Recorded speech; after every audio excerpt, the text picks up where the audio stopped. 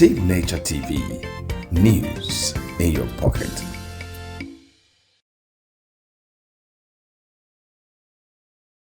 Now we're moving on to a different topic, looking on the recent Jamb computer-based test result glitches and what really happened.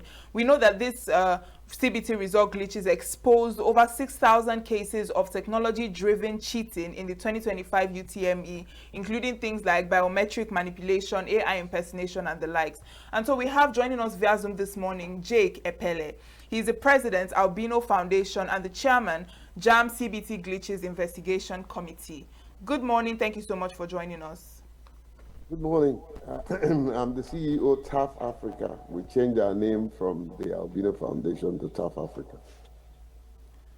All right. Thank you very much. Now, looking at this Jamb computer-based results glitches, and seeing, the issues arising from finger blending and AI and the likes, I'd like you to tell us, what really happened. What is that about? How much of these are already proven and how much of these are still under investigation? I think I'd like to start by, putting forward a caveat. And that's to say that clearly that the views that I'll be sharing today are my independent opinion based on the Special Committee on Examination Infraction set up by Jamb. I was privileged to be the chairman of that committee, committee of eminent members, vice chancellors, professors, DSS, police, Private Proprietors Association, NAN. NAN president was represented in my committee. So my views do not in any way represent the views of Jamb, nor the Federal Ministry of Education or any government body. I'm speaking as an independent person who was involved in the process. I'm proud to, by the grace of God, that I was chairman of the committee. We have since submitted our report. It was submitted on the 8th of September at Jamb corporate headquarters at 9:15. So the report is in the hand of Professor Leode. Now, that said, the Committee on Infraction was inaugurated on the 18th of August, and we were given several mandates. The scope of our work was to review over 6,400 suspected cases of malpractice, examine the role of technology, identify systemic loopholes where necessary, recommend structural reforms to restore credibility. I just gave you that in summary. Our approach was to take a fact-finding mission in state CBT centers and even the Jamb system. We did digital forensic on exam records. There was stakeholder interview, stakeholders engagement, parents engagement, examination of official engagement technology, and so on and so forth, computer review of global best practices.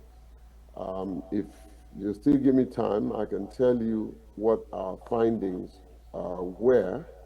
Number one, technology-based fraud. I repeat, technology-based fraud. Over 4,251 cases of finger blending. Now, what does finger blending mean? It's using impersonators through biometric compromise. So they use several fingers and use that to gain access into the CBT center. And then the fraudulent examination taker will then sit in with the actual candidate and take that exam and submit. That's just one leg of it. The other one is 190 cases of AI image morphing or image blending. That's allowing imposters to bypass biometric check. That's just in a layman language. So they can take, because the target mostly were persons with albinism. So they can take the face of persons with albinism, blend it with an imposter, and then that imposter will have access to the examination hall using the face that have been blended from the face of persons with albinism. The other thing is the unauthorized remote access to exam servers in the center. So we found out that these CBT centers can create a pseudo or a fake examination strong room. So while the actual candidate who is sitting in the CBT center pretending, using his mouse, if you can see my mouse, he will use his mouse as though he is or she is writing the exams and submitting. Meanwhile, that person's system has been mirrored, okay? And the person in the strong room, the imposter in the strong room, is the person who is doing the exam and submitting to Jamb.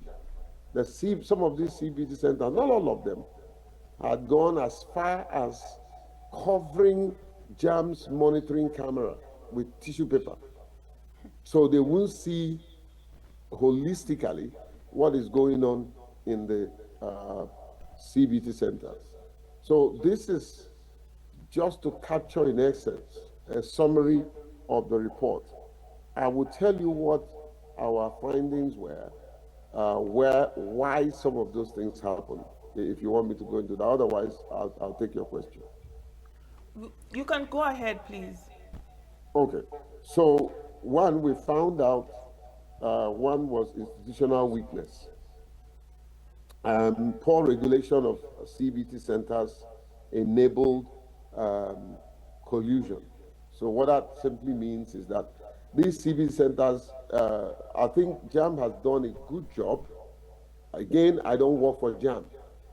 I'm not speaking on their behalf, but I'm telling you what my committee, that I'm very proud of the work we did, found out. So some of these CBT centers, the way they were co-opted and the collaboration with Jamb and all that, there's no holistic regulation, okay? Which is not, I won't blame it on Jamb, because some of the things we are finding out now was never in existence before. So it's a new tough for Jamb. But poor regulation is one of the findings. Inadequate vetting of supervisors and invigilators. So on the part of, because of how huge the number is and all that, in hiring, sometimes Jamb, I'm one of the invigilators, all right, but for the special exams. So there's constant training of these invigilators, okay? But it's never enough. So we discovered that there's a need to train the supervisors and the invigilators. There's gap in chain of custody of exam materials. We also discover a bit of gap. All of these things have been submitted to Jamb. There's cultural and social drivers to some of these malpractices. Pressure from parents and schools fueling demand for shortcut solutions. Let me say this. 80% of the malpractice are traceable, not all, but most parents. Most parents that are willing to pay these imposters, and the payment can go as, it's lucrative, it can go as far as 250,000 to 1 million naira, depending on the kind of score that you want. Some of these CBT centers that will go and advertise that, oh, if your child has F9, we'll make sure that your child, will tutor your child, and before you know it, the child will have 380. Is fallacy. They are just advertising imposters that they will hire to take these exams on behalf of these sometimes innocent children. But most times their parents are aware.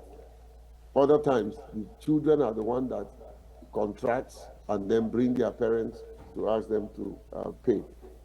Of course, so there is a commercial syndicate exploiting the weakness for profit. There's a commercial syndicate, some of them we identified. The fourth thing that I found out is legal and enforcement gap. So we found out there were weak prosecution of offenders leading to repeat violations, you know. Now, you know that even the current situation in Jamb has a legal unit, but that legal unit is not recognized by the Jamb Act. So they cannot go to court and stand up to represent Jamb. So Jamb will have to hire lawyers and pay them handsomely. And oftentimes when they pay them, even the police that goes to investigate matters, Jamb will have to give them money, you know. Jamb will have to give them money. And then, of course, the issue is that by the time sometimes they get to the point where they are going to be, you know, they will face the judge. Oftentimes, the judge will postpone the case. That means that all that money is wasted, both the lawyer and the police. You know, there is lack of synergy between Jamb, security agencies, and judiciary. Please underline the word lack. That does not mean it does not exist. That means it's insufficient. Okay? So there is some synergy between Jamb and security agents, but we need to heighten that. Maybe I should stop if you ask me a few questions, because I want to go into key recommendations. All right. As the Jamb, as the investigation officer and the chairman of the investigation, we know that technical glitches, you know, in many CBT centers have been blamed for low scores and result discrepancies. How would you distinguish a real, honest glitch and, you know, irregularities, as you have said? What is the difference? No system is perfect. We're on Zoom. I am privileged to have a satellite connection, so you have a stable internet interface. But no system is perfect, you know. So there are times, yes, there will be down times and up times in system. But let me say to you, without fear of favor, that we found out that Jamb actually has one of the best systems in Africa, because we did benchmarking. So we wanted to see what system does Jamb have. And in my team, I had a former Microsoft Cloud lead in Africa. He's a Nigerian, he's a friend. I brought him into the committee. He's a Microsoft Cloud lead. So we had technologists. The head of my investigation team is the vice chancellor of the University of Jos. He's a cybercrime expert, you know. So I had expertise. So my investigations were thorough, systematic, and foolproof. I can tell you that. Although I can't claim that everything was perfect, but the truth is, Jamb has one of the best systems the issue of glitches are very minor, except the glitches that these criminal CBT centers, and syndicates created. Some of them created the glitches. That does not mean that there were no glitches. There were glitches, but some of them created it and faked it in order to perfect what they wanted to do. So that's a pure answer and an honest, straightforward answer to your question. All right. It's nice to hear that most of the equipment used were foolproof, but I would like to know how many of these CBT centers were implicated, just on a general note or on an average. How many of these CBT centers were implicated, and would you say that there is a pattern, maybe according to state or the center type or the operators of these centers? What is it looking like? You asked a very intelligent question. I don't have this report. There are three volumes. The first is more like the executive summary and everything.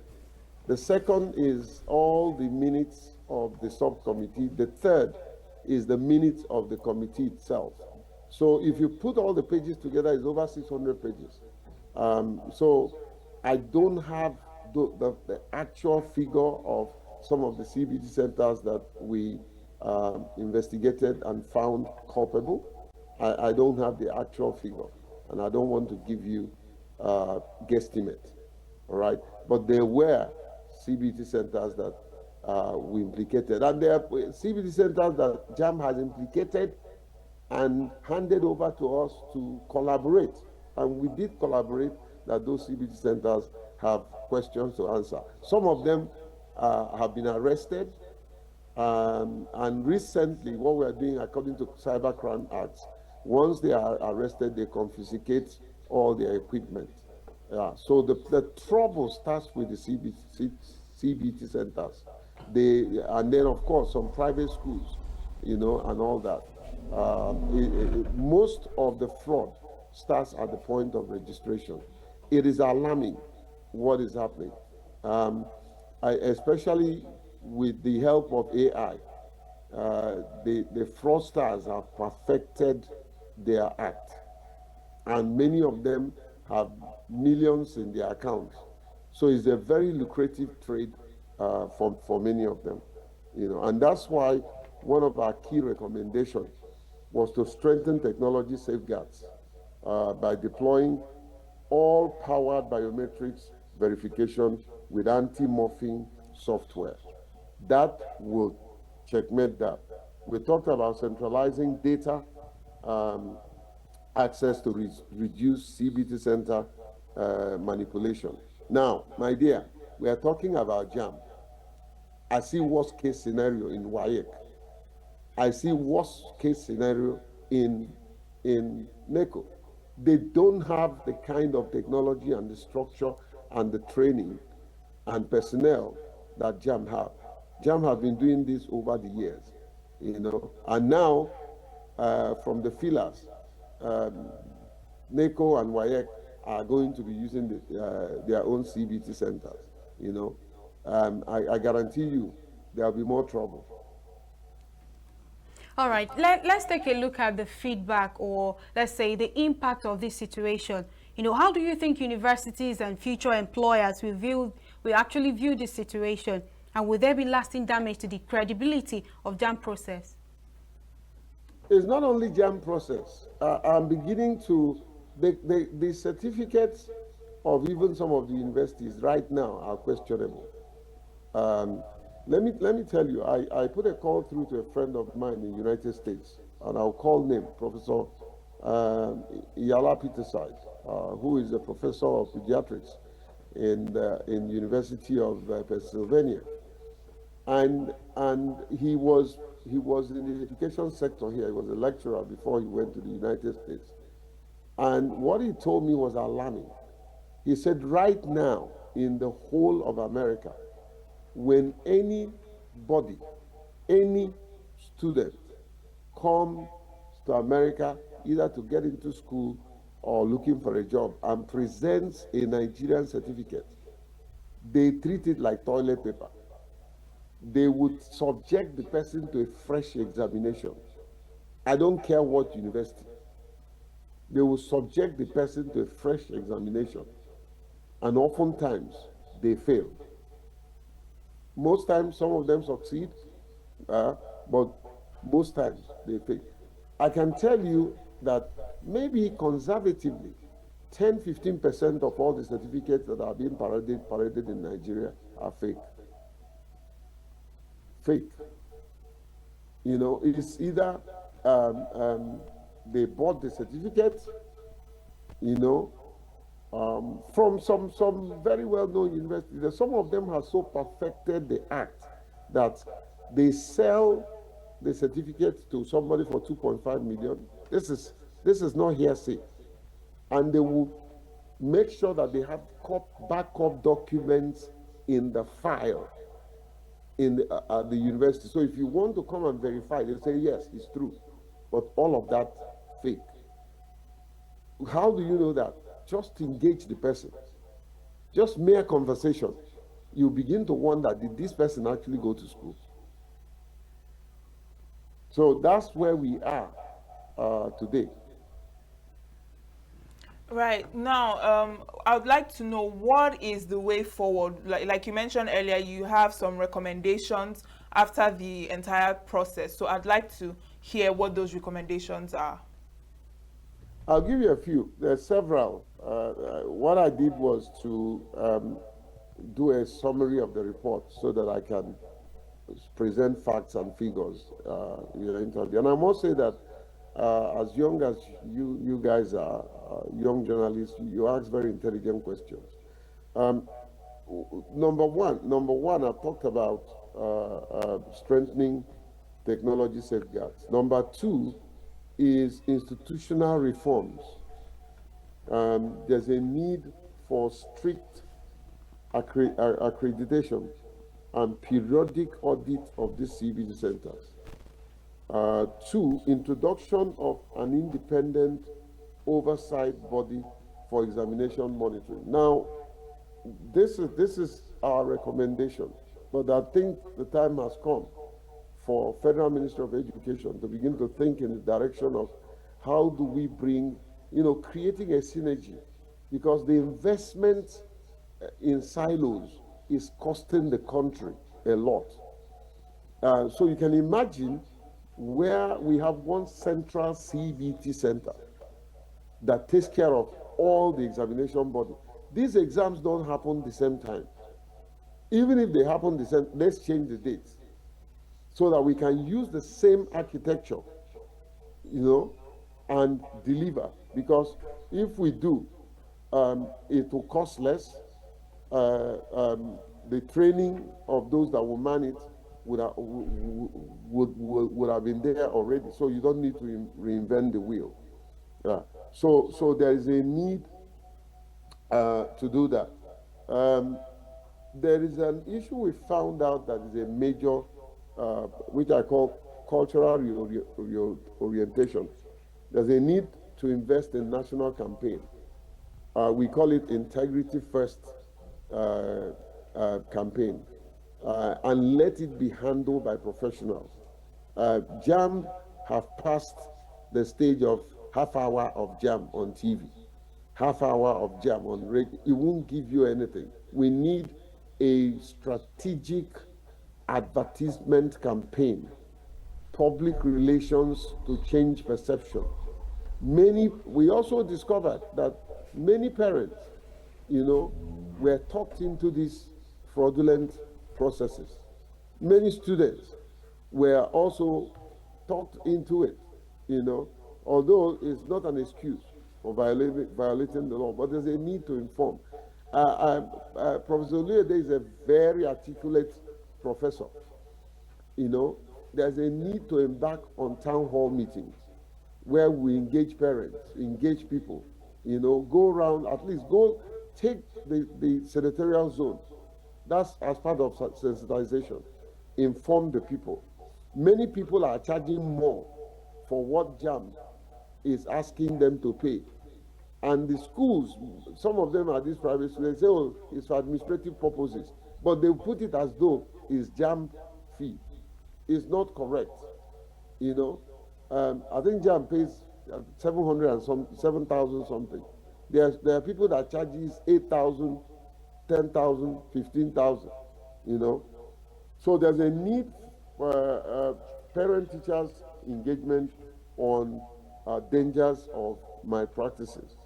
Now, legal framework is another recommendation that we made. The legal framework and enforcement action establish a.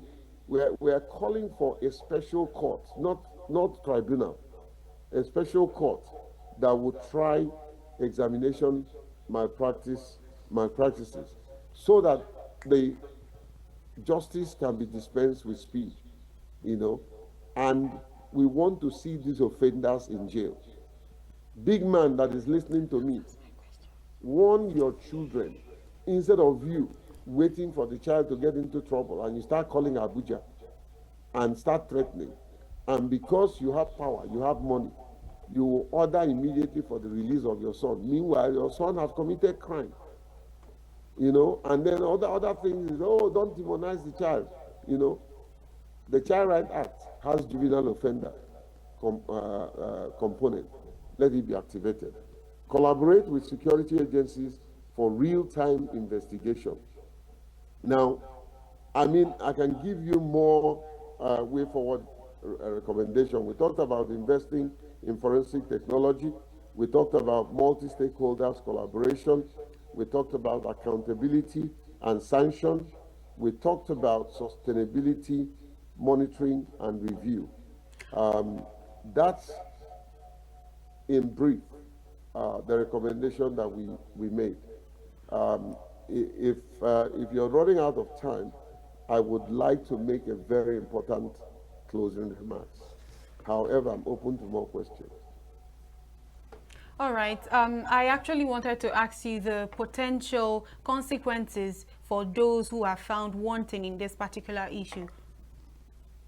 Yeah. I mean, some of the people we interrogated are already they're going through prosecution. Many are in jail, but not as much as we want to see. Let me also say what my colleagues in the media, you know, we need to be very careful. This tendency and practice of sensational journalism, I think we need to be very, don't just put anybody on camera and the person starts making claims, because that's what some of these parents did. Their child, went to them crying, I scored highest, Jamb gave me this. And they out of ignorance in some cases, go on air.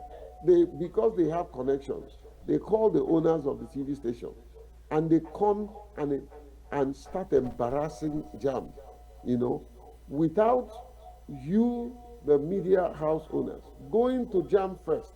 Let's say I want to present this report, okay? Anybody can claim that he's the chairman of this. But what's the evidence? You probably had called Jamb, and Jamb says to you, yes, you know, Dr. Pele was the chairman of Jamb. And by the way, my doctorate is honorary. It's not, I don't have a PhD. Okay, so you know, that kind of practice, you know, it's important that you double check before you put the person on. I mean, go to the likes of BBC, CNN, they will interrogate a story before that story goes on air. Yeah. All right, Dr. J.K. Pele, we are so sorry. This is where we draw the curtains because of time. Thank you so much for joining us. Give me 30 seconds and I'll make this statement. You know, we are fast losing the integrity in education, and the foundation of every nation and the future of every nation is education. If we fold our hands and keep quiet, we will promote manipulation at the expense of meritocracy. we need to allow meritocracy to prevail. Thank you very much. All right, thank you so much, CEO, TAF Africa Foundation, and the Chairman, Jamb CBT Glitches Investigation Committee. Thank you so much for joining us this morning. Thank you. Just call it TAF Africa. Okay, right? TAF Africa. Yeah, I'm the CEO of TAF Africa. I'm the CEO founder of TAF Africa. All right, have a lovely day. And that is where we draw the line on that conversation this morning. And coming up next is Political Circle. After that, we'll be bringing to you our Abuja studio with their conversation. Do stay with us. We are local.